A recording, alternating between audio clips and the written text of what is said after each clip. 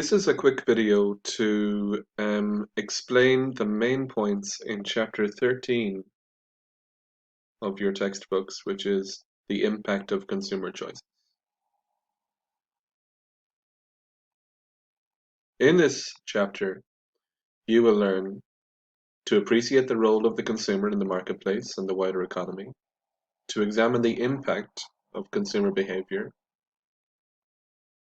to explore ways in which consumer choices can influence the provision of goods and services, explain what it means to be an ethical consumer, outline the concept of sustainability, and debate the ethical and sustainability issues that arise from your consumption of goods and services. You can also evaluate how you can contribute to sustainable development. Here are some big questions that you need to ask. Are you an informed consumer? Well, those of you who undertook consumer studies before Christmas should consider yourselves informed consumers. What factors influence your decision to buy a product? Is it just about price? Or do you consider where a product comes from, perhaps if somebody was exploited in the production of it? Do you ever consider what goes into making a product? Are the materials sustainable, ethically sourced? Are you concerned about whether the materials or the finished products are recyclable? Do you ever consider where a product comes from? What do you do with a product when it no longer meets your needs? How would you answer these questions? Those are some scene-setting questions for this chapter. Consumerism is a desire to buy increasing amount of goods and services.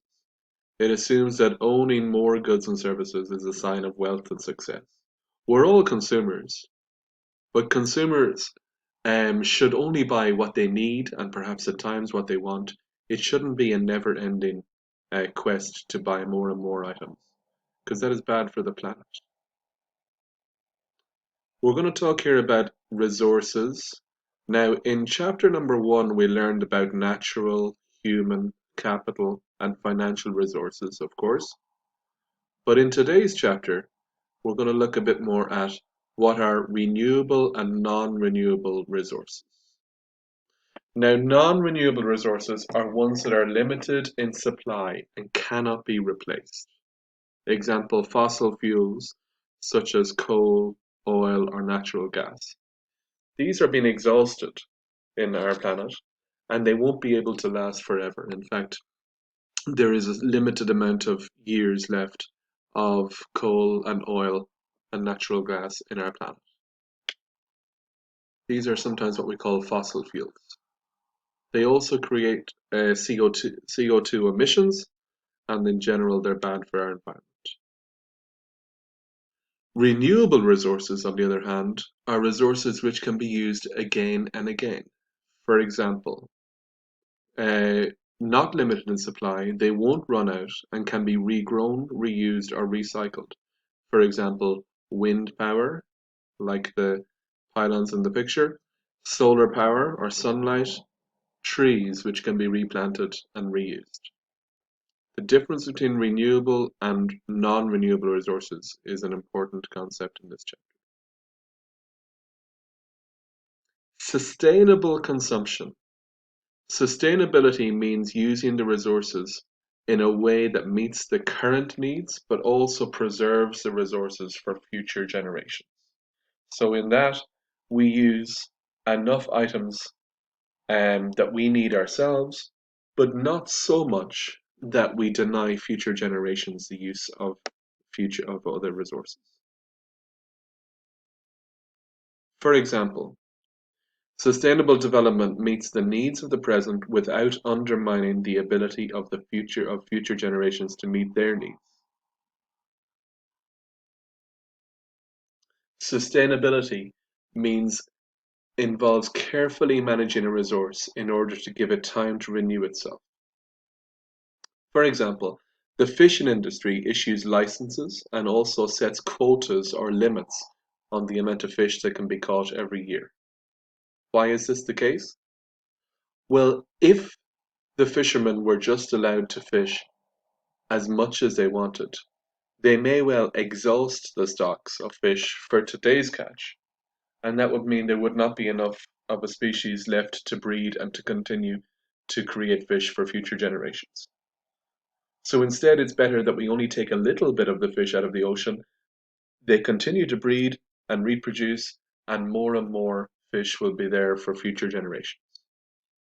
It's similar to planting trees.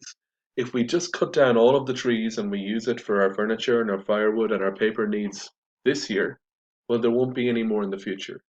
A sustainable approach will be that every time you cut down a tree, you can replant, and that will mean that you will have crops of trees in perpetuity going forward forever. In fact, if you look at the inside cover of your own textbook, it says that the paper used in this book comes from managed forests, and for every tree felled, at least one new tree is planted. That's a sustainable approach in your own textbook that you probably have on your desk at the moment. Sustainable consumption means buying goods and services that do not harm society, the environment, or the economy in the long term. Fair trade. Fair trade means that farmers and workers in developing countries are paid a fair price for their products. For example, coffee, bananas, or chocolate, cocoa. It means that they have decent working conditions and fair terms of trade. When you see this logo on a product in your supermarket, you know that the person who picked the bananas or grew the coffee or grew the cocoa beans to make the chocolate were paid a fair price and they were not exploited in the production of that actual product. So sometimes people seek out to buy those products because they know that it is a more ethical purchase. An ethical consumer is a person who only buys products that are produced in a fair and honest way, and they avoid products that are known to harm or exploit other people in or the natural environment.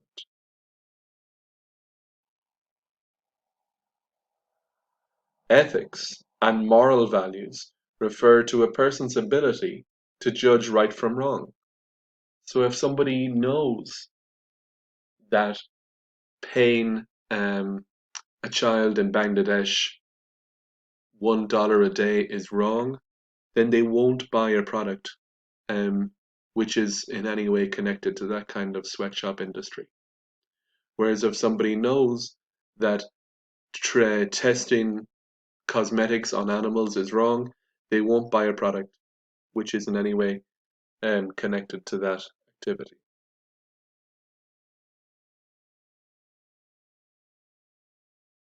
Ethical consumers are concerned with the following major issues: impact on the environment, to make sure that emissions are cut, that global warming is reversed; impact on people, to make sure that people are treated fairly, not exploited in the production of goods and services; impacts on animals, to make sure that there's no animal testing on products and that animals are not losing their natural habitat due to the products that we buy; and sustainability, making sure that we only use today what we need and we leave plenty of resources for future generations.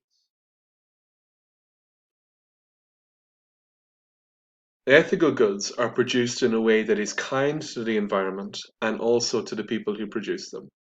The Body Shop is a good example. The owner of the Body Shop, Anita Roddick, has never stocked anything with animal testing, as any products with animal testing.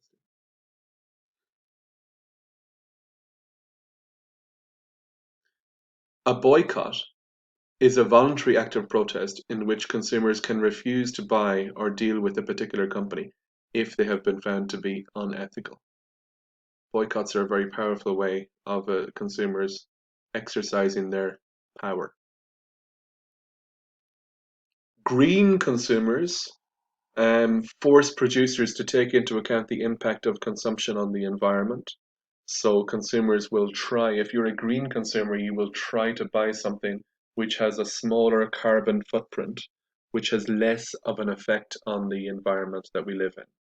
So maybe a locally produced product rather than one which is flown on an airplane to you, or maybe something um, which is produced without any chemicals or pesticides, something which is organic.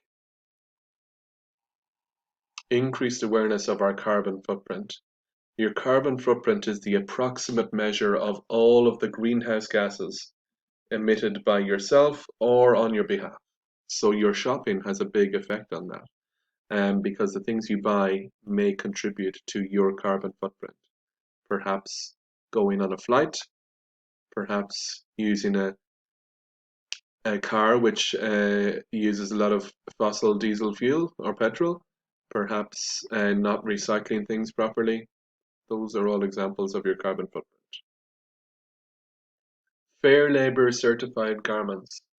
Some people particularly in Far East Asia, are exploited by big international companies, multinational companies, who um, pay them very poorly and make them work in really difficult uh, and harrowing circumstances. These sweatshops are unethical, and an ethical consumer will do their best to avoid purchasing these products.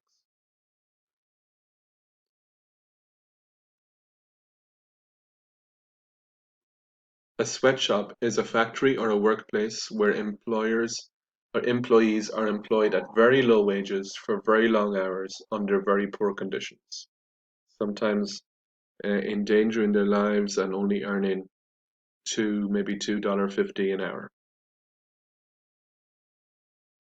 What can we do to help? Well, we can engage in life cycle thinking to start with. Now, what does that mean? That means thinking about where you get your products at the start, how you're going to use them during their lifetime, and how you're going to dispose of them when you're finished with them. That's life cycle thinking. Asking questions about where did a product come from, how much was the person paid that made it, what energy was consumed by the production of it, all those kind of questions. Supporting sustainable businesses. So seeking out businesses which are fair trade or are more green in their approach, more environmentally friendly, um, more ethical, and supporting those businesses. Reducing our consumption, reusing items, and recycling are really important for us to do. Considering the end of life disposal, how do we get rid of products that we are finished with? It has to be done in an environmentally responsible way. And shopping local wherever possible. Because if you shop local, then you're not using transportation to bring items from the other side of the globe.